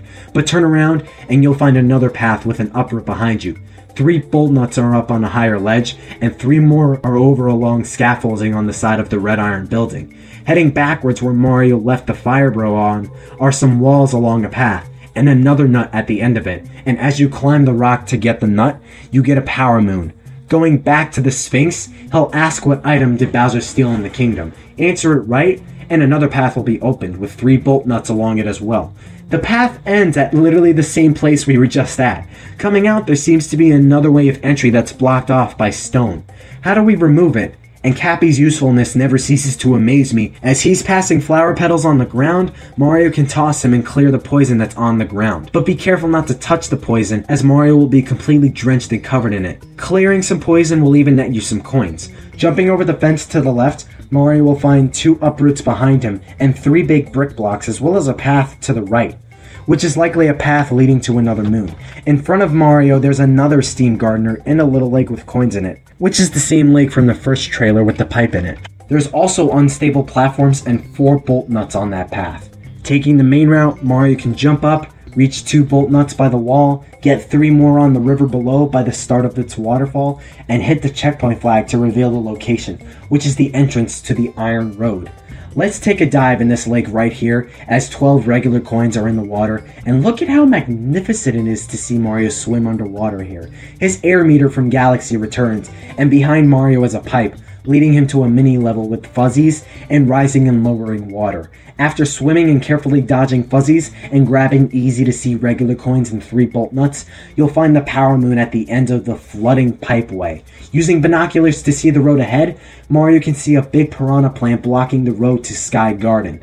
I wonder if it's the same Sky Garden from Mario Kart Super Circuit. He'll use the iron road and jump, platform, and hit blocks, brick and question, to follow the road. Looking back to the building next to Mario above are some bolt nuts and a tree, a platforming segment, another nut likely holding a Power Moon, a ramp in the center taking him upwards and higher, and a steam gardener before the ramp going up.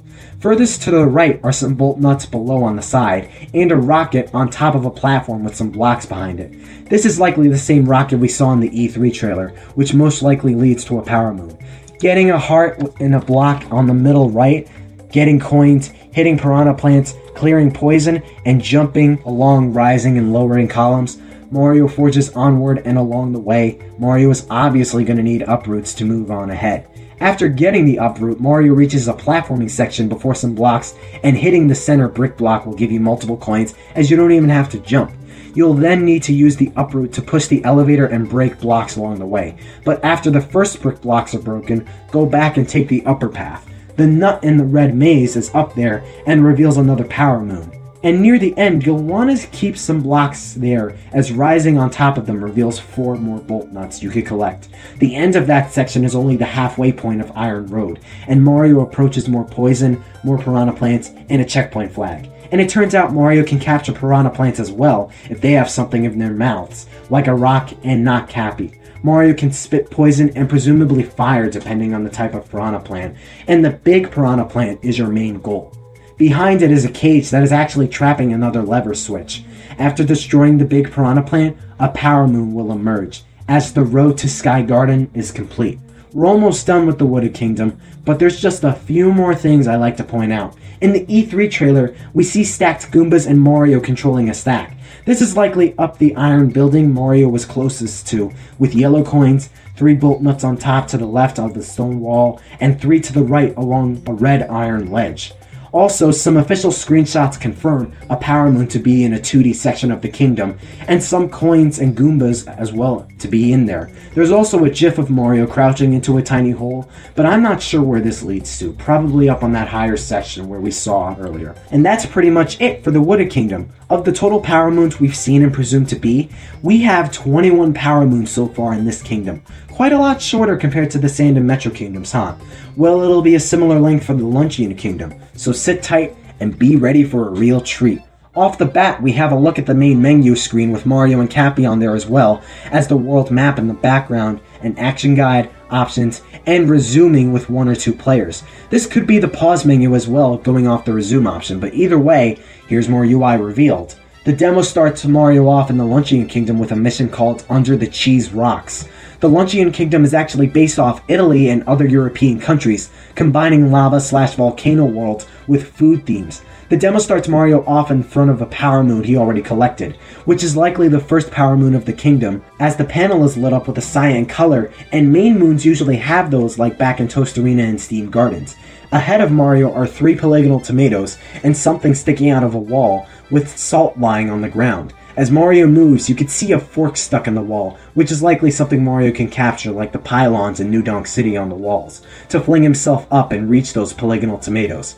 Mario then approaches Peronza Plaza, with lots of giant polygonal food and Volbonans nearby, fork-like creatures who reside within the kingdom. You could see apples, peppers, tomatoes, turnips, shrimp, and what seem to be mussels. On top of the pile of food to the left, above the alleged mussels, are 3 more polygonal tomatoes, and Mario can interact with the giant food by getting coins on the stems of the apples after tossing Cappy. The one by the polygonal tomatoes gives you a heart. Behind all that food to the left are some coin stacks, and to the right is a building with the same sign as the slot sign from New Donk City. This definitely means there's going to be a slot building in every kingdom, and you'll get the chance to get a Power Moon as well. On top of that building, though, is a pyramid of cans, which I wonder why that's up there. Look over to the pile of food behind the binoculars, and you could see a polygonal tomato, probably leading to more. Back down in the plaza, the Volbonans are worried about the bird taking their pot on the volcano.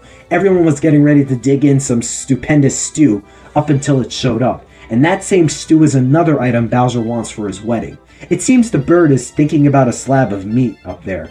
And by the way, the bird's name is Cascade, and it likes to eat a lot. With no time to spare, Mario moves along east past some buildings, one of which is locked, and the other is a Crazy Cap shop. There's a big pot to the right, which you can kick different food scraps you find on the ground in. In between the buildings are a stack of crates which you could break or probably climb, poles which can be removed, and to the right are weeds for turnips that can be plucked straight out of Super Mario Bros. 2. The locked door is only accessible by chefs dressed to cook.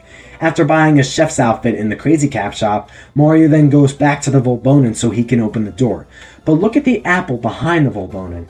Why is there an arrow there? What happens if Cappy was tossed here? A power moon? Or maybe it's just there so you could say, oh, try this out. You could get a coin maybe. I can't say for sure. Inside is a path to a level where two Volbonans are cooking something in a pot, and the one on the right thinks it could use a hotter simmer, as nothing is worse than a so-so simmer. So the optimal solution would be to capture a lava bubble, fall in the pot, and cause a cyan power moon to appear after creating a strong simmer. Mario can capture the lava bubbles we see and traverse across hot lava and hot substances. Dashing and moving forward, we are introduced to new enemies called Magmatos, and as the name implies, it's a burning tomato that can burn Mario upon contact. Lava bubbles can thankfully cause them to melt into lava puddles, giving Mario a path to travel while keeping the lava bubble. At the end of the solid path is a Magmato underneath coin rings, and another pot is at the very end. Just like the first pot, you could simmer this one as well for another power moon, causing an extreme simmer. Heading back outside, you'll notice the crate at the top of the pile is glowing, and glowing light equals power moon, as we all know. You can wall jump the buildings to get it, use the crates if they're still there, or use the fork on the side of the building, which gives us a view of some more polygonal turnips behind the building. Is this an ingredient too? No, silly, that's a beautiful cyan power moon. Cappy then plucks the turnip on the side of the building, Mario picks it up, and tosses it in the pot in front of the store, giving him some coins. But the middle turnip is golden, and you can guess what it gives after cooking. Yup. Like the golden chain chomps from Super Mario Sunshine and Galaxy, cooking this golden turnip gives Mario a power moon, the golden turnip recipe 1. And if it's 1, there's probably going to be more. Climbing atop a golden apple next to the pot gives us a better view of what was behind us all along. Behind the pot are 3 polygonal tomatoes. Between the closest columns seem to be a baby cow? It doesn't look like a Volbonan, and it shakes a little. I really don't know what it is, but the outline and color reminds me of a baby cow wearing a hat. Along the lava are more polygonal turnips, little islands with salt and a checkpoint flag on them, a tiny island floating off in the distance, and when you reach the last column, the path we're mowing seems to be glowing. A curious Mario sweeps and steps his foot on it out of adorable curiosity. But you know how this works, Mario. Ground pound it to reveal a power moon. Atop a column in a row is a power moon the bestows. Moving on, there's a path Mario has to traverse using the lava bubble like before, but coins are floating over the lava, and there's some poles blocking the right side. But before he captures it, up ahead, you could see some coin rings, but what's more is a power moon up ahead atop a tall structure. Wonder how you could get up there. Going into the lava unscathed, Mario makes his way across and finds 3 polygonal turnips underneath the solid path he was just on. Up a lava fall with columns blocking the way, but a polygonal turnip on the other side, and some lower platforms to the right of the main path. Reaching the platform below the moon, you could see Goombas wearing chef hats, and as the camera pans, you could see polygonal tomatoes on the other side. Going on that side is a cheese rock up against the structure. You think there's a door behind it? There's gotta be something since you could break in. Moving to the left with some Spinies and Hammer Bros with chef hats throwing frying pans, Mario approaches cheese rocks. Why are they so hard like a rock is because of the temperature and the heat in the kingdom. The moisture around Mount Volbono is all dried up and hardened the cheese into rocks like what you see on screen. Just like with the Fire Bro back in the Wooded Kingdom, Mario can chuck a barrage of frying pans by shaking the Joy-Con. breaking the cheese rocks and even hitting question blocks. Breaking the cheese ahead can reveal some polygonal tomatoes and regular coins, but especially a lever switch at the end of the path, freeing the power moon that was trapped we passed before. Before Mario makes his way back though, in the distance you can see polygonal tomatoes on the surface of the lava, and Mario gets 4 coins approaching the power moon. Before he grabs it though, the camera changes perspective, giving us a view of what's up ahead. And from left to right, we see some floating polygonal tomatoes, more at the base of the structure, and something at the top. It looks like a bag or something, but it could also be that slab of meat the bird wants as well. But you shouldn't keep Mario waiting, man. He's sweating under the intense heat. It's gotta be hot under that suit. This kingdom really is a giant oven, and during the animation, you could see more structures beyond the polygonal tomatoes. You gotta love how massive this kingdom is, as well as the others look, man.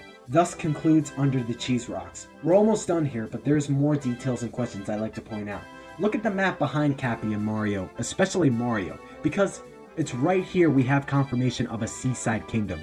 Also in the E3 trailer, where Mario captures that hammer bro with the frying pans, this is likely at that structure after the main power moon. The part where Mario is shot out of a cannon is definitely the beginning of the kingdom, as the Odyssey is sitting right there. What's more, is behind the building, behind the Odyssey, are some question blocks, some coins above the lava you can see right here, 3 polygonal tomatoes along the wall parallel to Mario, and 3 more along the buildings ahead. As Mario is shot in the air, you can see Goombas on a solid road and steamed corn on a cob in the lava. There's also more polygonal tomatoes along the lava east of the main path. There's a gif of Mario along a path, which is right before the first main power moon, with a block already hit and a lava bubble and floating coin rings. Then we see Mario dash across the lava again, which is by those little salt islands we saw earlier. Also, if you want to add another move to your arsenal, jump, ground pound, then immediately jump again when you hit the ground. This move of Mario's is called the hip drop jump. Also, remember here you could see the UI changes with the moons outlined you need to collect, your view of the map, and the menu. The Luncheon Kingdom has at least 18 power moons, and we found 9 since we're adding the one we saw atop that structure in the slots building. But it's confirmed each kingdom has 30 to 50 power moons across the board.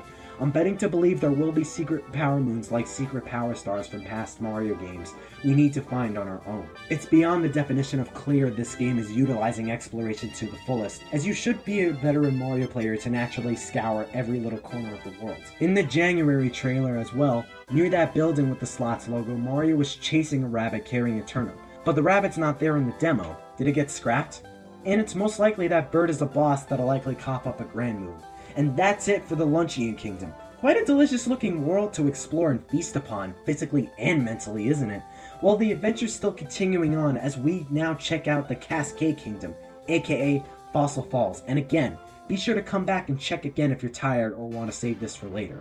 The E3 trailer started out with a dinosaur roaming and Cappy and Mario popping out of it. When Mario's running down it, you could see parrots on the ground as well as a giant fossilized skeleton of the Torosaurus, an herbivorous dinosaur that lived 70 million years ago during the Cretaceous period.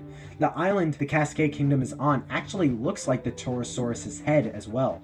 There's also a heart up on its back as well. As Mario runs down, ahead of him is a platform with 4 yellow coins, a signpost, and down the path leading left, there seems to be buildings that look a lot like the hat-shaped buildings from the Cap Kingdom. There's also a checkpoint flag up there as well. The camera shifts to Mario triple jumping along the waterfall under a rainbow. Beautiful, I have to add. But just before Mario is a power moon with a panel underneath. This is likely the first main power moon of the kingdom. But where Mario's headed is a building with an incomplete sail. Then we see Mario and Cappy stand atop the front of the Torosaurus as if he's king of the world. The scene changes to Mario facing the same rainbow hedgehog-like enemies from New Donk City as he throws Cappy, and Cappy circles around and around. The path ahead leads east with coins leading you as well. Then Mario is running next to a cliffside and blooming 8 flowers as Cappy circles around them, giving a heart, much like how flowers circling each other in Super Mario Sunshine would give coins upon spraying them quick enough. The scene changes again to Mario taking his head out of the ground, probably from being stuck there for a bit. Is this a cutscene of some sort? By the way, Mario, I had the same exact face when I saw you at E3. We then see Chain Chomps near the head of the Torosaurus, one of which Mario is captured but is knocked out of by the other Chain Chomp. But there seems to be a weak stone that could be broken. Mario should have probably tried smashing into it before getting knocked out of the Chain Chomp. And we can bet for sure that's what Chain Chomps do, because not only do they do that in other Mario games, we have a gif of a captured Chain Chomp pulling himself back and bustling down a cracked wall as Mario captured it, revealing a yellow power moon. There's another cracked wall to the right of Mario as well. At the end of the trailer, Mario takes over a sleeping Tyrannosaurus Rex and roars a mighty roar, scaring little parrots away. But look, another yellow coin. Lastly, in a recent screenshot, we could see Mario throwing Cappy, but behind him are 3 purple coins of the kingdom, resembling round stones with a hole in the center. Could these be stone coins or fossil coins? And that wraps up the Cascade Kingdom. Pretty short compared to the others, and we only got 2 power moons from that. But that's not a problem. There's still a tiny way to go, so hold on and don't stop just yet. Let's tackle the other 4 kingdoms quickly. And for those unaware, the box art of the amiibo again reveals 3 more kingdoms on the map, being the Mushroom, Lake, and Snow Kingdoms. But I'd like to start off at the Seaside Kingdom, since that we have gameplay for. The gameplay we got from E3 shows Mario as a Cheep Cheep swimming underwater. As he swims, Mario's eyes glow like a flashlight, giving him an easier time to see underwater. But if you look back at that building behind you, you're able to see some holes with coins in them, and a purple power moon in the top middle one. There's an entrance at the base of the structure, and broken columns further away. And on the one to the right of our view is a moon shard in a bubble. The shape seems uncanny from afar, and maybe they're inside that building. As Mario swims, there's a ledge underneath him, signifying this body of water can go deeper and deeper, much like an ocean. And looking at the surface, there seems to be some platforms along the water, and the building itself looks like a castle. But some have speculated this could actually be the Lake Kingdom instead. Similar to the ocean, a lake is a wide body of water. We haven't seen any seaside or beaches or anything like that. The shape of it looks like a lake. On the box art, you can see Cheep Cheep labeled near the kingdom. It makes sense to believe this might be the Lake Kingdom instead. However, this could still be the Seaside Kingdom. The calendar still has Mario in swim gear underwater with Cheep Cheeps and a purple power moon, which is visible here as I previously mentioned. And on the box art of the game, it shows the exact same location, except Mario is in that swim gear. Most Mario games also associate Cheep Cheeps along with tiny fish, coral, seaweed, and algae with the ocean as well. And who's to say they can't be in both kingdoms? They very well could. Plus, the castle on the surface kinda looks like a sand castle, and the columns and castle underwater give off Atlantis vibes, which would fit the ocean a lot more. Not only that, but Noki Bay in Super Mario Sunshine did something similar with that Atlantis theme in episodes 4 and 8. Along with the holes in the ridge, I get pretty serious Noki Bay vibes. Its structure looks smoother than the ridges on the right, and some beaches have those as well. It could be like Starshine Beach Galaxy or Beach Bowl Galaxy, where it was deep underwater, but harder to visibly see a beach, and we don't really know how big each of those 2 worlds will be. It really is a toss-up between whether this is the Seaside Kingdom or the Lake Kingdom. My gut's telling me this is the Seaside Kingdom, but I could very well be wrong. I have no idea. As for the Mushroom Kingdom, it makes sense to include it with its landmark looking identical to a mushroom upside down, and it's a kingdom. Why not include it, as this is most definitely the first kingdom we are starting out with in the game. I can only hope they push it to the max and let us explore Peach's castle and beyond. I even wonder how we'll get introduced to the moons in the kingdom as well. Will we be able to jump through paintings again like over 20 years ago? Will we see the common landscapes in Bowser's castle of the Mushroom Kingdom? I cannot wait. And the Snow Kingdom's landmark is surrounded by snowflakes. Could the snowmen from Super Mario 64 return? Or the penguins? Will we see the log cabins again? A tall mountain? And other goodies we've seen before? Cool Mountain is one of my favorite levels from Super Mario 64, and I'm dying to see. And that basically covers every single kingdom we know so far. We definitely have over 100 Power Moons already, presumably 113, nearing the total star and shine count from Super Mario 64 and Sunshine. But we're not done yet. Before this analysis ends, there are still some questions and theories to acknowledge. For one thing, I'd like to look at the game's vocal theme sung by Pauline, Jump Up Superstar, and analyze the lyrics. Here we go, which is Mario's catchphrase. Off the rails, don't you know it's time to raise our sails, like the sails on the Odyssey, or maybe she's secretly referring to the Switch's sails or the game sails or both, because we all know this game is going to be one of the most highly anticipated games to date. It's freedom like you never knew, like the free-roaming sandbox exploration gameplay, but unlike anything you've ever seen in a Mario game. Don't need bags or a pass, because you just need the Odyssey to travel the world. Say the word, I'll be there in a flash, which could connect to the fast travel in this game between the checkpoint flags, or how you could toss Cappy on the globe of the Odyssey and choose your next destination. And you can say my hat is off to you, which is an obvious hat connection, as that's one of the themes of the game. We can zoom all the way to the moon, possibly referring to traveling to the actual moon if that's the case, and obviously the connection to the power moons, round this great wide wacky world, which is the Earth itself, and all the big wide crazy fun kingdoms. Jump with me, grab coins with me, oh yeah, like how Mario always jumps and grabs coins, but maybe Pauline wants to join in as well. Jump up in the air, jump up, don't be scared. Jump up and your cares will soar away, meaning don't be afraid to take that chance and be free. And if the dark clouds start to swirl, don't fear, don't shed a tear, cause I'll be your one-up girl. Which is to not be afraid, as Pauline will be Mario's one-up girl. That's actually kinda cute, but ironic, because there are no one-ups in this game. Let's all jump up super high, high up in the sky. There's no power-up like dancing, continuing connecting Mario's reputation as Jumpman. Power-ups in the Mario series, and there's nothing like busting a move compared to a power-up. You know that you're my superstar, no one else could take me this far. Wow, it almost sounds like Pauline's trying to speak out to Mario. A superstar is a compliment, and it gives up invincibility in Mario games. I'm flipping the Switch, the Nintendo Switch. Get ready for this, as in this game, let's do the Odyssey, an obvious one. Spin the wheel, take a chance, every journey starts a new romance. It really sounds like Pauline is trying to express her feelings for Mario or something, like it's 1981 again. A new world's calling out for you, a new kingdom and world to explore. Take a turn, off the path, find a new addition to the cast, which equals do not just stick to the main road, but explore. Go through the grass and rocks. Check out everything the world has, and maybe you'll find a new or familiar face, like the Toasterinans, a Jaxie, or Captain Toad. You know that any captain needs a crew, which could also connect to Captain Toad. Take it in stride as you move side to side. They're just different points of view, which is actually referring to the 8-bit 2D sections. Jump with me, grab coins with me, oh yeah. Come on and jump up in the air, jump without a care. Jump up cause you know that I'll be there. More romantic swaying. And if you find you're short on joy, don't fret, just don't forget that you're still our one-up boy. Which Mario is, to Pauline and everyone who loves him. So go on, straighten out your cap, another obvious cap connection. Let your toes begin to tap. This rhythm is a power shroom. Like the mushrooms. Don't forget you're the superstar. No one else could take me this far. Maybe to Pauline going as far as being canon in the 3D Mario games.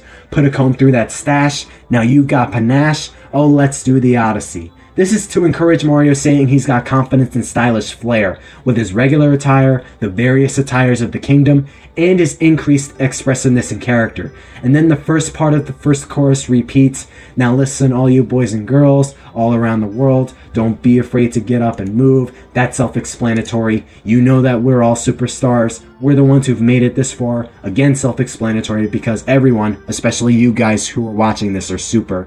Put a smile on that face. There's no time to waste. Let's do the Odyssey, which is smile, let's go on an adventure and enjoy. In several instances, it almost sounded like Pauline was reaching out to Mario in a romantic way, but maybe this is for Mario and Peach instead. Could Pauline actually have feelings for Mario? But enough about the lyrics of the song. Let's look at the map and other enemies I didn't point out.